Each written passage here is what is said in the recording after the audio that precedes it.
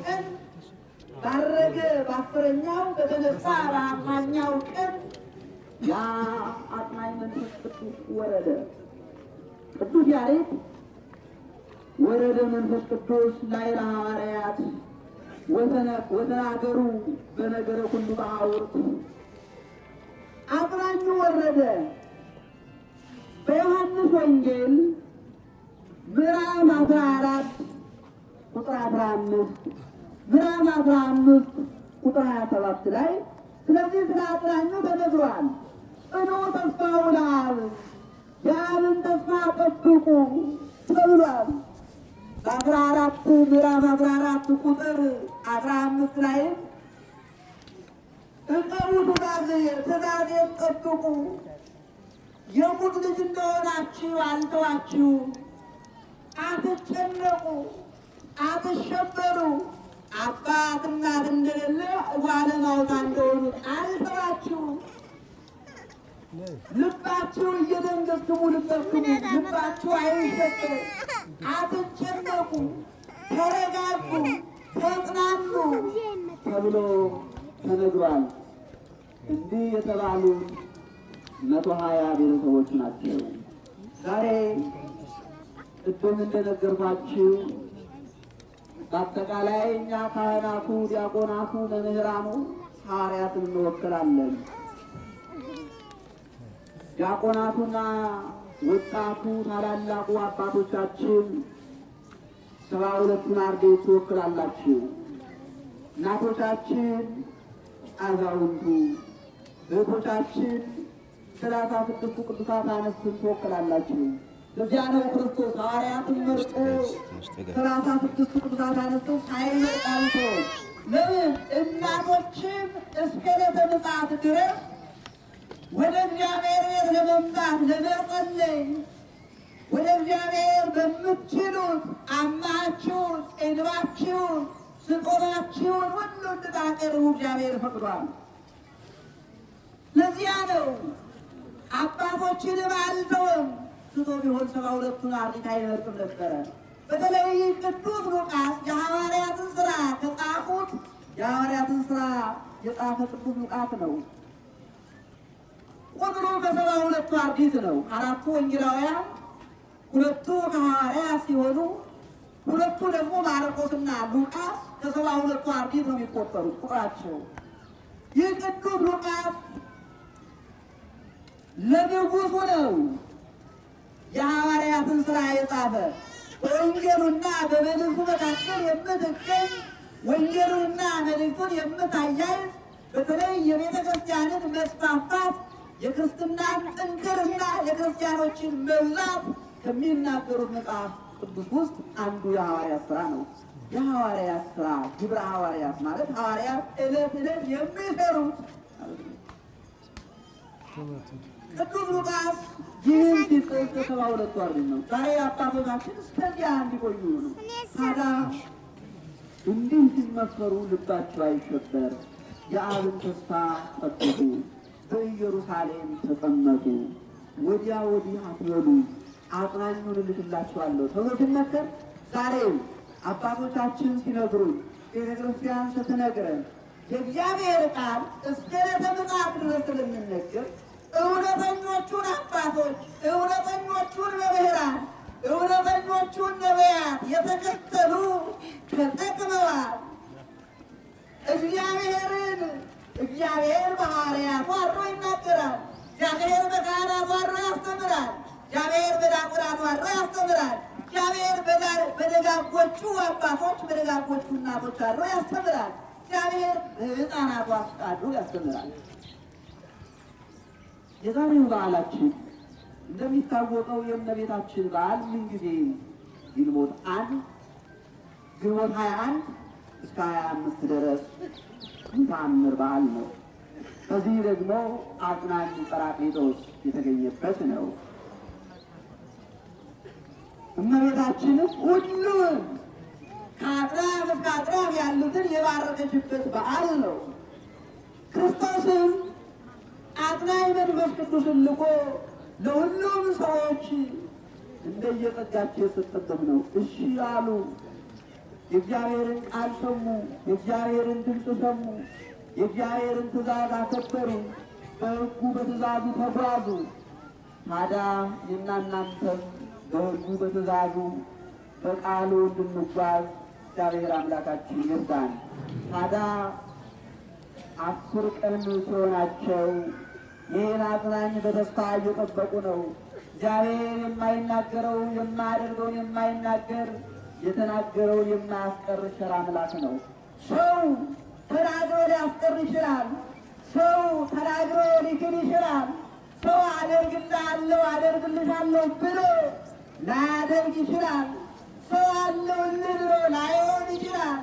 ጊዜ ሲያነሳው ይደግማል፣ ጊዜ ሲጥለው ይክዳል ሰው። እግዚአብሔር ግን የተናገረው የማያስቀር ቸር አምላክ ነው፣ ታማኝ ነው። ለዚህም መኃልየ እግዚአብሔር ለዳዊት በጽድቅ ወይኔስ ተናግሮ የማያስቀር ብሎ የማይክዳ ቸር አምላክ ነው እግዚአብሔር።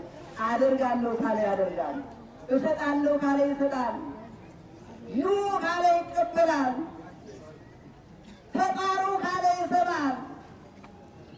እርሱ በወንጌሉ ወድጉዱ ይጥራው ለክሙ፣ አንኳኩ ይከፈታል፣ ሳሉ ይጥራው ለክሙ፣ ለምኑ ይሰጣችኋል፣ ኩሎ በባለ ይነፍስ የለመነ ሁሉ ያገኛል ብሏል። ይህ እግዚአብሔርን እሺ ካለው ሐዋርያው ያዕቆብ ኦ በልዎ ለእግዚአብሔር በልዎ ለጋኔን፣ እግዚአብሔርን እሺ በሉ ሰይጣንን ግን እምቢ በሉት። እግዚአብሔርን እሺ ካላችሁት ሰይጣንን እምቢ ካላችሁት ቅረቡ ለእግዚአብሔር ወይቀርበክሙ፣ እግዚአብሔርን ቅረቡት ይቀርባችኋል። እግዚአብሔርን እሺ ካልነው ዛሬ የሚያስጨንቀን ዛሬ የሚያሳስበን ይህን ሁሉ እግዚአብሔር ይኩን ሰላም ሰላም ለሁላችሁ ይሁን ብሎ ሰላሙን ሰጥቶ ሀገሪቱንም ዓለሚቱንም ሰላም ማድረግ ይችላል እግዚአብሔር። የእኛ የልቦና መቅረብ ብቻ ነው። እኛ ወደ እግዚአብሔር መቅረብ ነው። ይኸው የጋለውን ይህን ሐሩሩን ፀሐይ አሳልፎ ወቅቱ ሲደርስ ዘመኑ ሲደርስ ጊዜው ሲደርስ ተስፋ አድርጎ ተስፋ ታይቆ የሚዘራውን ገበሬው በተስፋ ለሁላችሁ ለማለትና የገበሬውን ተስፋ ምኑ ለማድረግ ምድሩን ያረቀለ በእርጥበቱ ያቀበጠበ ያው ኢየሱስ ክርስቶስ ሁላችንም ለሁላችንም ሰላሙን ወስዷል። የሰላም ባለቤት ሰላምን እናፍቃለን፣ ሰላም እንፈልጋለንና እግዚአብሔር ለሱ ሲል የሚሳነው ነገር የለም። በሰማይም በምድርም ያለው ዘቦቹ ሁሉ ሆነ ተብሎ የተነገረለት ሁሉ በእርሱ የሚሆን ሁሉ በእርሱ የሚፈጸም ነውና ወደ እግዚአብሔር እኛ እንጋጠል። እግዚአብሔር ደግሞ ጸሎታችን እንዲሰማን በቸርነቱ ይርዳን። በዚያ ተቀመጡ፣ በተባሉበት ቦታ ተቀመጡ። እየጸለዩ ስራ ዘርታ አይደለም እየሰሩ ወደ እግዚአብሔር እያመለከቱ በዚህ ጊዜ በማርያምም በማርቆስ እናት ቤት ሆነው እግዚአብሔርን ይጠባበቁ ነበር። በጸሎት እልክላችኋለሁ የተባለውን ተስፋ ነበር የሚጠብቁት። እሰጣችኋለሁ የተባለውን ነበር የሚጠብቁት።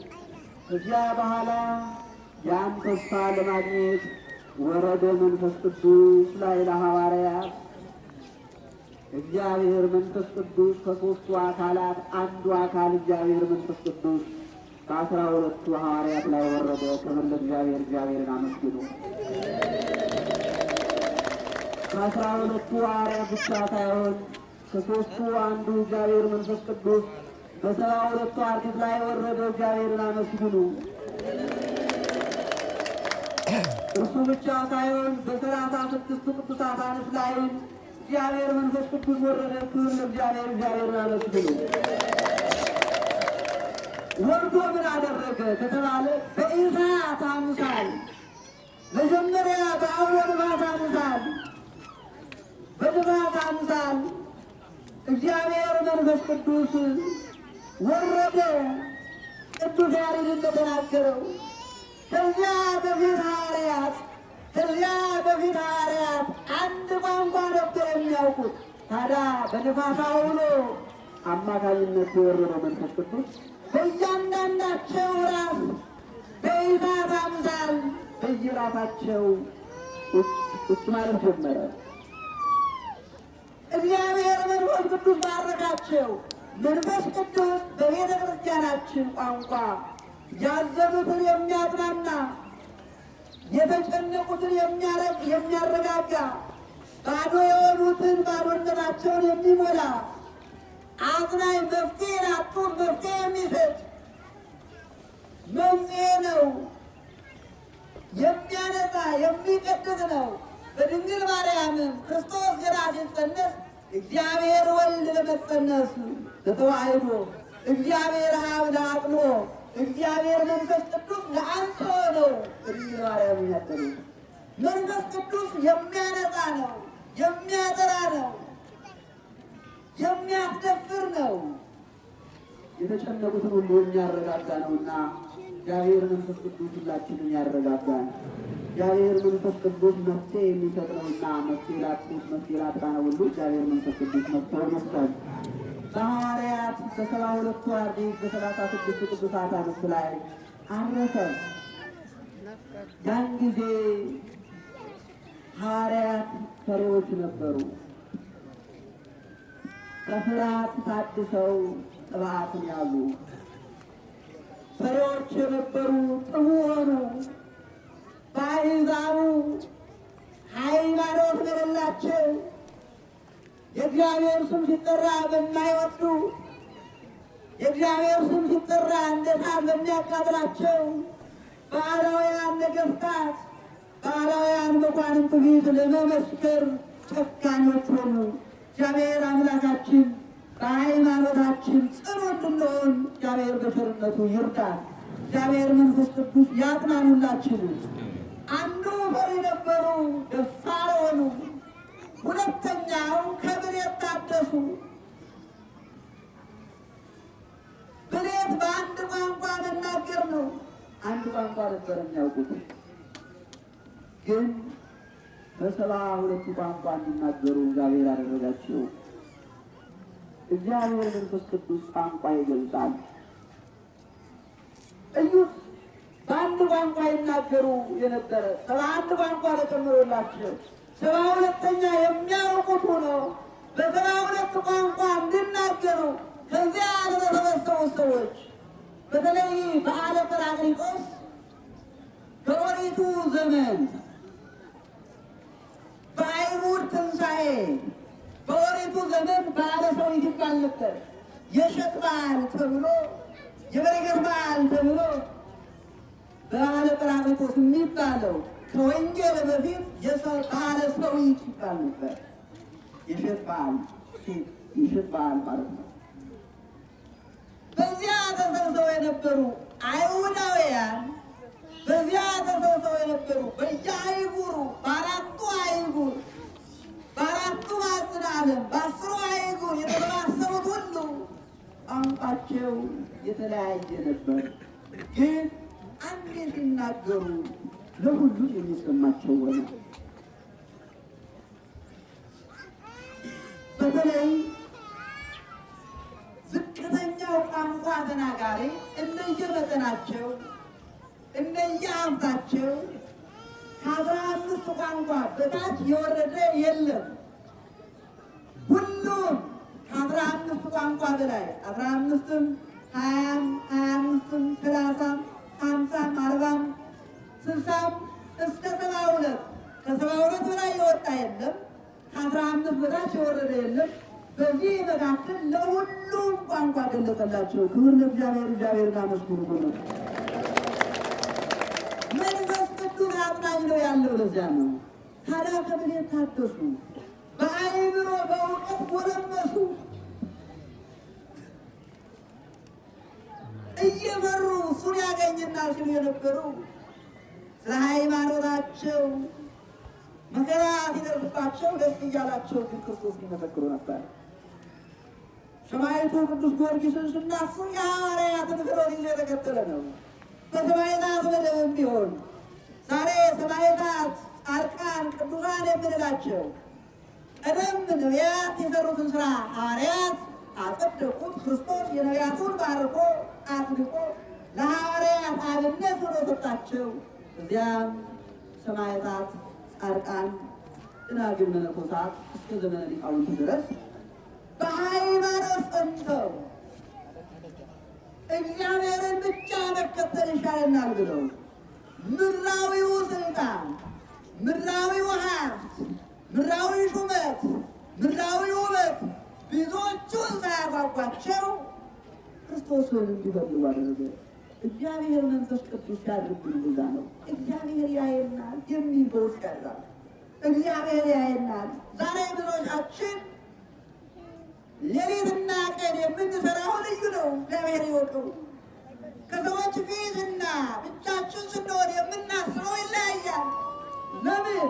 ከሰው ፊት ሰው እንዳያየን፣ ከሰው ፊት ሰው እንዳይገመግመን፣ ከሰው ፊት ሰዎች ታላቅ እንዲሉን ብቻችን ስንሆንና ጨለማው ሲመጣ ሰው ባይ የራይ ብለን አስባል። ግን ወገን እግዚአብሔር ያያል። ማይምረ የዋት ነው እግዚአብሔር የተሰወረውን የሚያውቅ ነው። እግዚአብሔር መንፈስ ቅዱስ ያድር።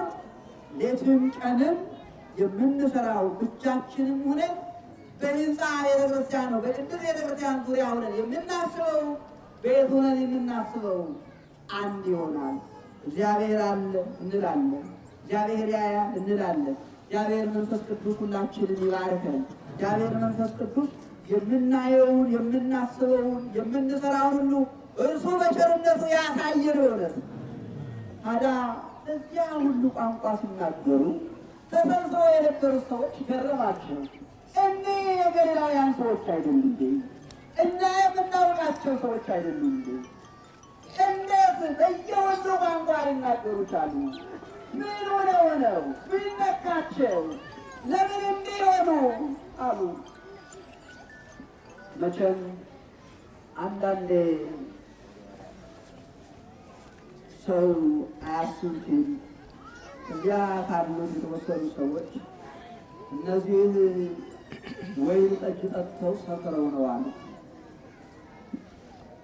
የወይን ጠጅ ጠጥተው ሰክረው ነው አሏቸው።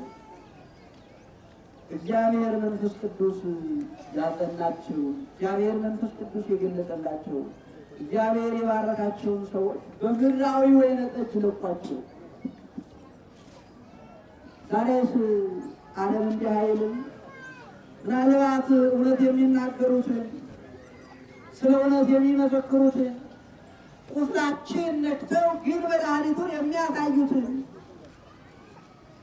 ሰው ህመሙ ካልታወቀ መድኃኒት ሊያገኝ አይችልም።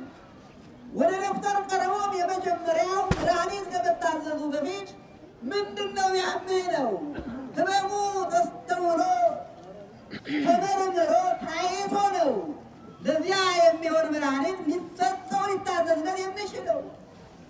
ሰው ጥፋታችን ካላወቅ ነው፣ መውደቃችን ካላወቅ ነው፣ መጥፋታችን ካላወቅ ነው፣ እግዚአብሔር መሸሸታችን ካላወቅ ነው። ዝም ብላችሁ ቅዱሳን ናችሁ ካለ ሰው ንስሐ ሊገባ አይችልም። ሰው ሊታከም አይችልም። ወደ ሐኪምም ቤት የሚያመውን በሽታውን ካልተናገረ መድኃኒት ሊሰጠው አይችልም።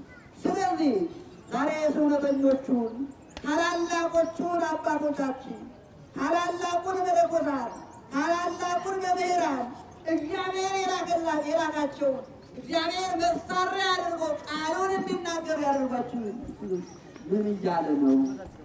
ለምን መዓት ያወራል? እንዴት እንዲህ ይሏል?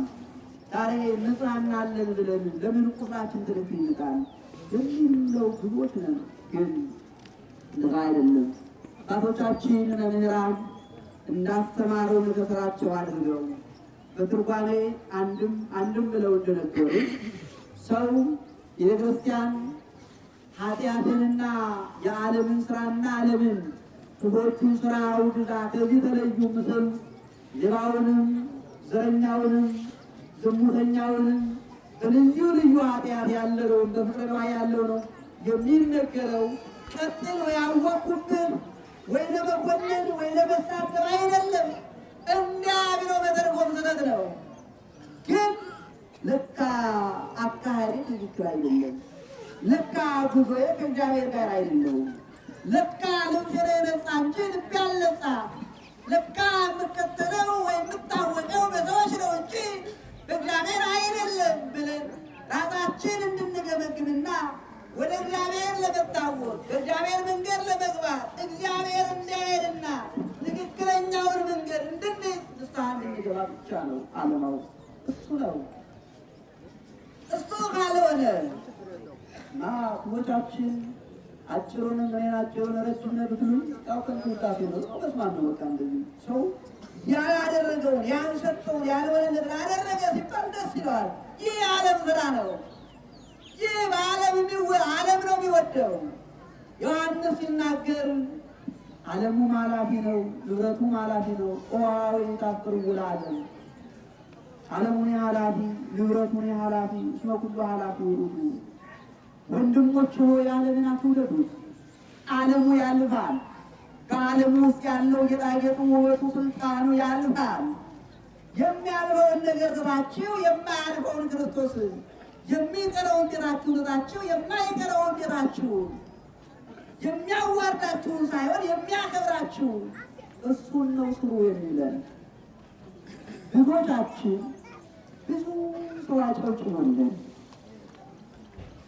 እግዚአብሔር ሳያውቀን ሲቀር ሰዎች ሁሉ በኃጢአት ውስጥ ያለን መስሏቸው እግዚአብሔር ግን በጽድቁ ነገር ሊያስቀምጠን ነው የሚሻለው።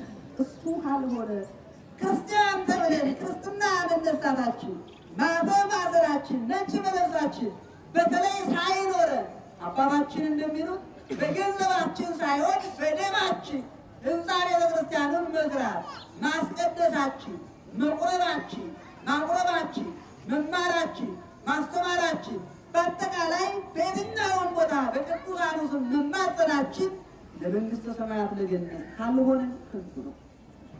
እዚያ ለመግባት ነው ጉዞ ዓለማው። እኛ መንገደኞች ነን።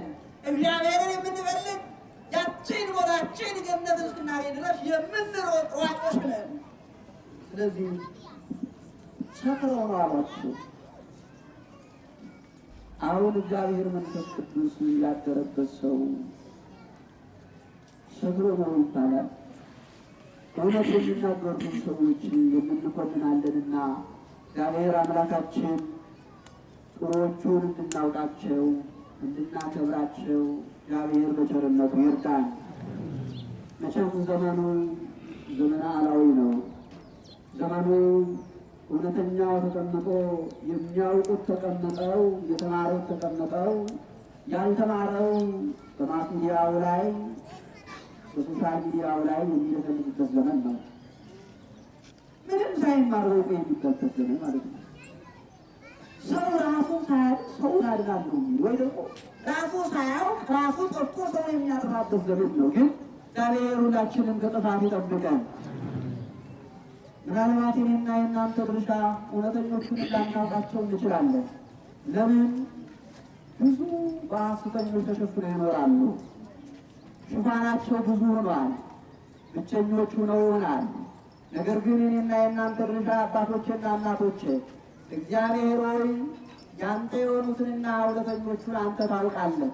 ስለዚህ ጠብቃቸው፣ ከክፉ ዓለምን ሰውራቸው፣ ካሉበት በምግባራቸው አጽናቸው፣ ስለ እውነት የሚኖሩትን አብዛልን ብለን እግዚአብሔርን በጸሎት ልንጠይቅ ይገባል። እሺ ይህ ይመቻችኋል? እንደዚያ ነው። ያሊያማ ሊሆን አይችልም። ስለዚህ ታዲያ እግዚአብሔር መንፈስ ቅዱስ ያድር በጸሎት ያጸናል እንጂ ሲናገሩ ሰፈረው ነው አሏቸው። ከዚያ ከ12ቱ ሐዋርያት ሊቀ ሐዋርያት ቅዱስ ጴጥሮስ ተነስቶ እንዳልሰከሩ እናንተ ሰዎች የምትሉትን እወቁ፣ ጊዜው ገና ጠዋት ነው፣ 3 ሰዓት ነው አላቸው። እስኪ ጊዜው 3 ሰዓት ነው በሉ። እንደምን ቆያችሁ? እንደምን አረፈዳችሁ? ገና ኔትወርክ አልተጋባም ማለት እንደምን አረፈዳችሁ? ጊዜው ስንት ሰዓት ነው? ስንት ሰዓት ነው? ጊዜው 3 ሰዓት ነው አላቸው። እናንተ እንደምትሉትን የወይን ጠጅ አልጠጡም አላቸው።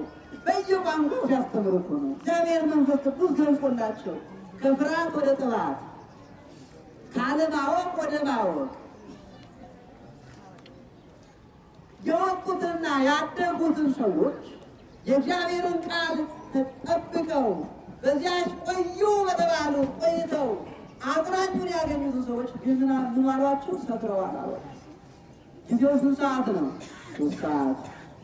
ዛሬ በ3 ሰዓት ይሰክራል የለም ወይስ በ1 ሰዓት ይሰክራል የለም? ኧረ የእውነቱን ተናገሩ። የሌሊቱ ስካር የማይረቀው አይታጣም። የማታው ግን ጊዜው 3 ሰዓት ነው። አልጠጡም፣ አልሰከሩም ተባሉ። ዛሬ ምናልባት እኛ እዚህ አለን፣ እናንተ እዚህ አላችሁ። የእኛ ወንድሞች፣ የእኛ ወገኖች፣ የእኛ ቤተሰቦች ማተብ ያሰሩ ቤተክርስቲያናችን በ40 በ80 ቀናቸው ከአብራ ከመንፈስ ቅዱስ ከማኅፀነ ዮርዳኖስ እንዲወለዱ በካህናቱ ምክንያት የተወለዱ የክርስቶስን ቅዱስ ሥጋውን የተቀበሉ ክቡር ደሙን ተቀብለው በቅዱስ ሥጋው የከበሩ በክቡር ደሙ የከበሩ የተቀደሱ ሰዎች ግን ምናልባት ዛሬ እድሜያቸው ጎልመስ ሲል በኃጢአት ምክንያት ቢያቋርጡትም ግን ቤተክርስቲያናችን በ40ና በ80 ቀናቸው የወለደቻቸው ገና በሌሊቱ በ12 ሰዓት አፋው ይዞ በየጠላ ቤቱ ስንቱ ሰው ይፈጥራል ብላችሁ እግዚአብሔር ልቦና ይስጣቸው፣ ወደ ቤቱ ይመልሳቸው። ዛሬ እኮ እኔና እናንተ እዚህ አለን፣ ግን ዓለም የሌላቸው ከኛ ይበልጣሉ። ቁጥራቸው ብዙ ነው። ምናልባት ምንድነው ምክንያቱ ሲባል የመጀመሪያው ቁጥራት የእኛ ስንፍና ነው። እናንተ ሳፈሩ የእኛ ስንፍና አባቶች የተባልነው እኛ ካህናት በሚገባ ስላላስተማራችሁ፣ በተለይ ሕፃናቱ በዘመናዊ ትምህርት በጣም ጎበዝ የሚሆኑ ከኬጅ ጀምሮ ስለተማሩ ነው። የትኛውም ሰው ዛሬ ከታች ጀምሮ መንፈሳዊነት 5ቱን አዕማደ ምስጢር እያወቀ ሊመጣ እየተማረ ይመጣ። በሃይማኖቱ እንደ ግብፃውያን ክርስቲያኖች አይደራደርም። እንደ ግብፃውያን ክርስቲያኖች ሁሉም ሰው ፈራጅ ነው የሚሆነው። ሁሉም ሰው አስቀዳሽ ነው የሚሆነው። ግብፃውያን የትኛውም ክርስቲያን ከቅዱስ ሥጋው ከክቡር ደሙ የራቀ ሰው የለም። እኛ ያደግነው ቁመናችን፣ አካላችን የፈረጠመው ጡንቻችን ነው እንጂ መንፈሳዊ ሕይወታችን ገና 0 ዲግሪ ላይ ነው። ለዚያ ነው ሲነገረንም እንደቀላል የምናየውና እግዚአብሔር አምላክ ሁላችንን ያስተካክለን። እግዚአብሔር አምላክ የሚናገሩ አባቶችን እንድንሰማ እዝነ ልቦናችን ይክፈትልን። እንደ ልድያ ሆነን ልድያን ታስታውሷት ከሆነ በቅጥሩ በበሩ በዳሩ ወደ ውስጥ አትገባ ሁና በውጭ ሁና ቃል ሲነገር ልስማ።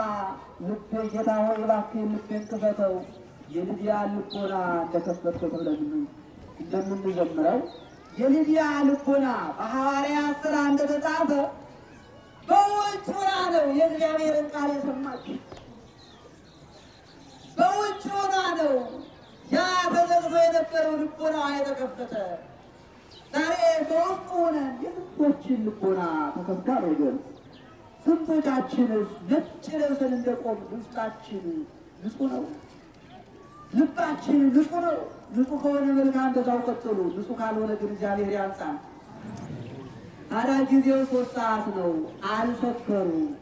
ይልቁንም አብራይ መንፈስ ቅዱስን ተቀብለው ነው ብሎ ቅዱስ ጴጥሮስ በዚያ ቋንቋ ሲናገር እንደነገርኳቸው አለመታደል ሆኖ የሆኑ ሰዎች ሰክረዋል ሲሉ፣ ሌሎቹ ደግሞ በቅዱስ ጴጥሮስ ስብከት አመኑና 3000 ሰዎች የቤተክርስቲያን አባል ሆኑ። እዚያ ነው የምስረታ ቀን የሚባለውና ልንላችሁ እግዚአብሔርን አመስግኑ። በዛሬው ዕለት በበዓለ ጰራቅሊጦስ በአንዴ በቅዱስ ጴጥሮስ ስብከት 3000 ሰዎች አምነዋል። 3000 ሰዎች ለቤተክርስቲያን ብዙ ናቸው። ቆሙ 120 የነበሩ ሰዎች 3000 ሰዎች ያገኙ በፍነው ያገኙ እኮ የፍንፍነው ያገኙ። ዛሬ እኔና እናንተ እንዲህ ተሰባስበን በቤታችን ሄደን ልጆቻችን፣ ጓደኞቻችን በሰፈር ሄደን የእግዚአብሔርን ቃል መስበክና ማስተማር በእግዚአብሔር ቃል መጽናት ከቻልን ሁላችንም ቢያንስ እንኳን እንዳንድ ሰው ልጅ እግዚአብሔር ብዙ ሰዎች ብዙ ሰዎችን ያገኛል። ግን ከግቢ ስንወጣ አይደለም ሰው እንፈልግ የምንጠፋው ብዙዎች ነን። እግዚአብሔር ሁላችንን ያጽናን። ስለዚህ እያንዳንዱ ሁሉም በዚያ ቋንቋ ተናገሩ፣ አስተማሩ።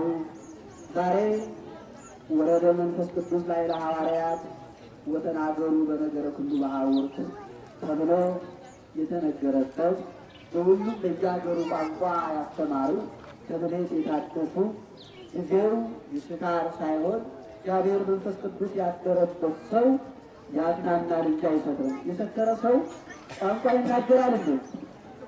ይናገራል? የሰከረ ሰው የእግዚአብሔርን ቃል ሊያስብ ይችላል? የሰከረ ሰው እንኳንስ የእግዚአብሔርን ቃል መናገር የእግዚአብሔርን ቤት የራሱን ቤት ውስጥ ያውቀዋል። የሚሄደውን የሚቆምበትን የሚናገረውን አያውቅምና እግዚአብሔር አምላካችን ሁላችንም ወደ ቤቱ መልሶ ዛሬ የበረከት በዓል የቤተ ክርስቲያን የምስረታ በዓል የበረከት በዓል እግዚአብሔር አምላካችን ከዚያ በኋላ ሐዋርያት ቅድም ፍሩዓን የነበሩት ጽዋዓን ሁነው በተለይ በዚያን ሰዓት 3000 ሰዎች አገኙ። ከዚያ በኋላ በየአህጉሩ በ12ቱ አህጉር በየአህጉሩ በየሀገረ ስብከቱ ተበተኑ፣ አስተማሩ። ያላመኑትን እያሳመኑ፣ ያላወቁትን እያሳወቁ፣ ያልተጠመቁትን እያጠመቁ ብዙ ሰዎችን የእግዚአብሔር ልጆች ማድረግ ቻሉ። ክብር ለእግዚአብሔር። እግዚአብሔርን አመስግኑ። ብሎ የተመሰረተው ሐዋርያት 12 ናቸው። ቁጥራቸው እንደምታውቋቸው ግን 12 ሆነው አልጫውን ዓለም ግን አጠፍተዋል። አንዱን አይጉር አይደለም፣ ምስራቁን አይደለም፣ ምዕራቡን ብቻ አይደለም፣ ሰሜኑን ብቻ አይደለም፣ ደቡብ ብቻ አይደለም፣ አራቱንም አይጉር ዓለም እስከ ዓለም በአራቱም ማዕዘነ ዓለም አልጫውን ዓለም አጠፍተዋል። ለምን ከተባለ ያስተማሩት ወንጌል ነው። ዛሬ የምናስተምረው ወንጌል ነው። ያስተማሩት ያን ጊዜ የተጻፈ ቃል ነው። ክርስቶስ ያስተማራቸው ነው ያስተማሩ። እኛን ከመምህራን ያገኘነውን በሐዋርያት ተተክተው የመጡትን እናስተምር። ለምን አይደለም አይኩሩን የተሰበሰበውን ሰው አልጫውን ለምንጫው አላደረግንም? እሱ ጥያቄ ውስጥ ነው። ሐዋርያት ሕይወታቸው አስተማሪ ነበር። ይሰማችኋል? ሕይወታቸው በሉ የቀረሷት ነው በሉ ሕይወታቸው አይሰማም። ሕይወታቸው አስተማሪ ነበር። ምናቸው አስተማሪ ነበር? ምናቸው አስተማሪ ነበር? ዛሬ የብዙዎቻችን ሕይወት እግዚአብሔር ይወቀው። አስተማሪ እንድንሆን እግዚአብሔር ይርዳው። አስተማሪ እንድንሆን እግዚአብሔር ይርዳል። በሕይወታቸው የሚያስተምሩ መምህራንን ያብዛልን። ሕይወት ካላስተማረ ቃል ብቻ ሊያስተምር አይችልም። ሕይወት ካላስተማረ ማንበብ ብቻ በቂ አይደለም። ሕይወት ካላስተማረ መናገር ብቻ በቂ አይደለም። ሕይወት ካላስተማረ ልብስ መልበስ ብቻ በቂ አይደለም። እብርግፍ ብለን አፋችን ከፍተን ብዙ የሚናገሩ መምህራኖች ብንሰማ ሕይወታቸው ካላስተማረን ግን ብዙ ሰው ሊማር አይችልም። ሕይወት ነው የሚፈልገው። ስለዚህ ይህንን እናንተን እግዚአብሔር አምላካችን በሕይወታችን እናስተምር ይርዳን። ብሎ ነው እዩት። አልጫውን ዓለም ያጠፈጡት ሕይወታቸው ሐዋርያት ብቻ ሳይሆን 72ቱ አርድእትን 36ቱ ቅዱሳት አነሱ። እናቶቻችን ሕይወታችሁ አስተማሪ እንዲሆን እግዚአብሔር ይርዳችሁ። አባቶቻችን ኑሯችሁ፣ ትዳራችሁ፣ ጉዟችሁ፣ ስራችሁ ሁሉ አስተማሪ እንዲሆን እግዚአብሔር ይርዳችሁ። አልጫውን ዓለም ማጣፈጥ ብቻ ሳይሆን ጨለማውን ዓለም አበሩ። ጨለማውን ዓለም በውስጥ ምን አደረጉ? በሕይወታቸው ጨለማውን ዓለም አበሩ። ዛሬ የጨለመውን እናበራ ሳይሆን የበራውን እናጨልም ብቻቸው። ምን ሆነ ነው እንናገራለን እኮ ወንጌሉ ያው ነው፣ ቅዳሴው ያው ነው፣ ሰዓታቱ ያው ነው። ተሰብስበን እንዲህ ነው። ምንድን ነው የጎደለን ከተባለ ምናልባት ራሳችን መፈተሽ፣ ንጽሕና፣ ቅድስና፣ ቅድስና በጣም ጎድሏል ማለት ነው። የጎደለ ነገር አለ ማለት ነው። እንደ ስራ ከመናገር ውጭ ሌላ የለም ማለት ነው። ስለዚህ የጎደለውን እግዚአብሔር ይሙላልን። በሕይወታችን፣ በኑሯችን፣ በስራችን፣ በትዳራችን፣ በጉዟችን ሁሉ ክርስቶስን እንድንሰብክ አምላከ ቅዱስ ጊዮርጊስ በቸርነቱ ይርዳን። የእመቤታችን አማላጅነቷ እናትነቷ አይለየን። በእውነት ይህ ዘመን እኔም እናንተም የራሳችን ድርሻ የምንወጣበት ዘመን ነው። ወደ አባታችን ልወስዳችሁ የጨረስ እያጠቃለል ስለሆነ የእመቤታችንን ታምር በዓላቱን ማክበር ግድ ነው። እመቤታችንን መውደድ ግድ ነው። ብዙ ጊዜ በትምህርታችን እናቶቻችን ይሰማችኋል። እናቶቻችን እህቶቻችን እንደምን ቆያችሁ? ብዙ ጊዜ የምላችሁ ማርያምን ትወዷታላችሁ? ትወዷታላችሁ? እስኪ ልላችሁ ስለመቤታችን ማርያም ይገኛል። ምናልባት በአበው ቋንቋ በአባቶቻችን አባባል ልጅ ራስ ተደፍቶ ግራ ያክብ ይባላል። ልጅ እናቱን አባቱን ሊመክር አይችልም ማለት ነው። ምናልባት ልጅም በሆን በዕድሜ በእውቀቴም ልጅ በሆን ግን የቤተክርስቲያኗ መምህር እስከሆነ ድረስ ማክበርና መስማት የቤተክርስቲያኗን ትእዛዝ መቀበል ግዴታችን ነው አይደል? ስለዚህ እናቶቻችን ራሔል ሁኑ። ማን ሁኑ? ኧረ በስመ አብ አልሰማችሁ? ማን ሁኑ? ማን ሁኑ?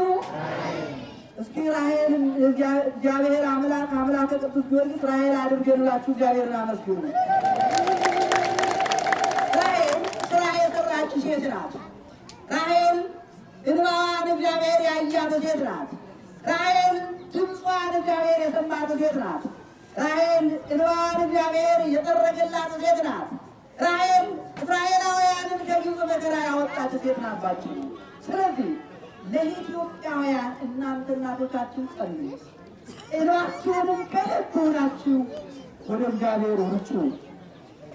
የእንባ ማመልከቻ እንድትጽፉ እናታችሁ ቅድስት ቤተ ክርስቲያን እናታችሁ ድንግል ማርያም ታዝዛችኋለች። ተቀበሉ።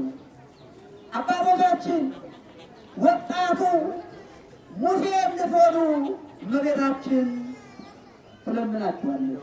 ሙሴ እንድትሆኑ ቤተክርስቲያን ታዛለች። ሙሴ እንድትሆኑ እግዚአብሔር በቸርነቱ ይርዳችሁ። ሙሴ ማለት በተለይ መሪዎቹ ከላይ እስከ ታች ያላችሁት ሙሴ በኦሪት ዘጸአት ምዕራፍ 32 ላይ እምትጥስዮሙ ለእሉ ሕዝብ ጥስየኒ መጽሐፈ ሕይወትከ ተጻፈ።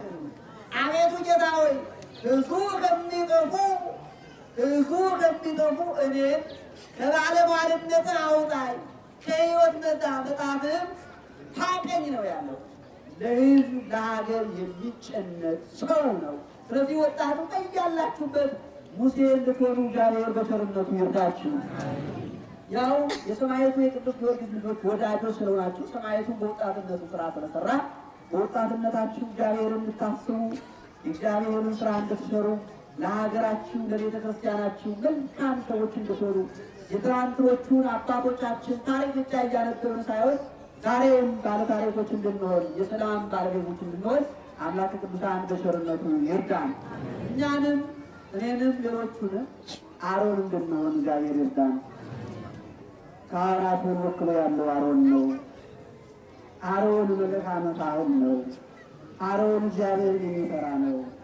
አሮን እግዚአብሔር ያየኛል የሚል ነው። አሮን እግዚአብሔር የባረከው ነው። በያዘው ስልጣን እንደዚያ የሰራ ነው። ደቀ መዛሙርቱ ታናናሾቹ ደግሞ የኤርምያስ ደቀ መዛሙርት እንድትሆኑ ያ አቤሜሌክና ባሮክ የሚባሉት ይታረየን ሙስና ለኢየሩሳሌም አቤቱ ጌታ ሆይ የኢየሩሳሌምን ጥፋት አታሳይ እንዳሉት እንድንሆኑላችሁ በአጠቃላይ ሰብሰብ ሲል የእኛም የእናንተም የእናቶችም የአባቶችም ሰብሰብ ሲሉ አቤቱ ጌታ ሆይ በርስት የትምህርታችሁ መጨረሻ የኢትዮጵያ ጥፋት አታሳየን፣ የሕዝባችንን ሞት አታሳየን።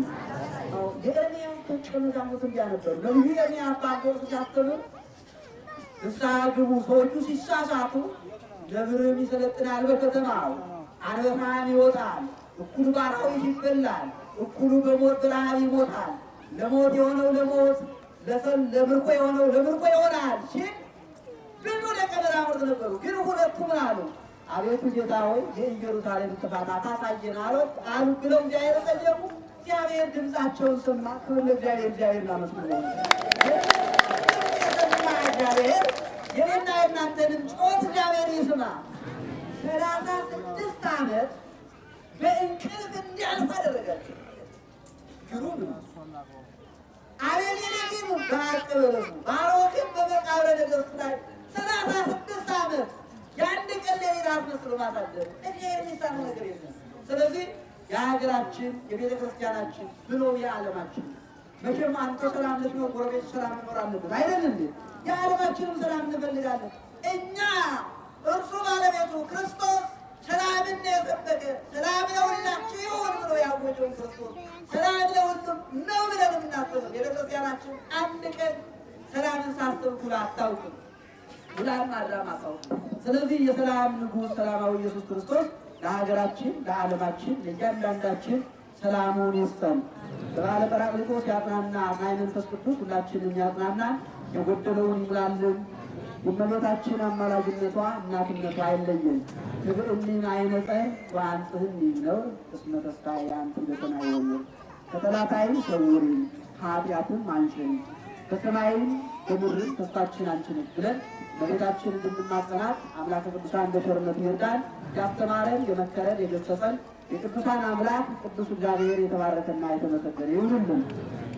ሰማዕታትን በደም ጻድቃንን በገዳም ሐዋርያትን በአጽናፈ ዓለም ነገደ መላእክትን በጽርዓርያም እንዳጸና እኔንም እናንተንም በምግባር በሃይማኖት በጾም በጸሎት በትዕግስት በአንድነት በፍቅር ያጽናን። ለሀገር የሚጸልዩ አባቶቻችን እናቶቻችን በዚህ በጸጋ ይጠብቅልን። ወጣቱን ለቁም ነገር ያብቃልን። ሕፃናቱን ያሳድግልን። የታመሙትን ይፈውስልን። በደዌ ዳኛ በአልጋ ቁራኛ ያሉትን እግዚአብሔር በቸርነቱ ደርሶ ያድንልን።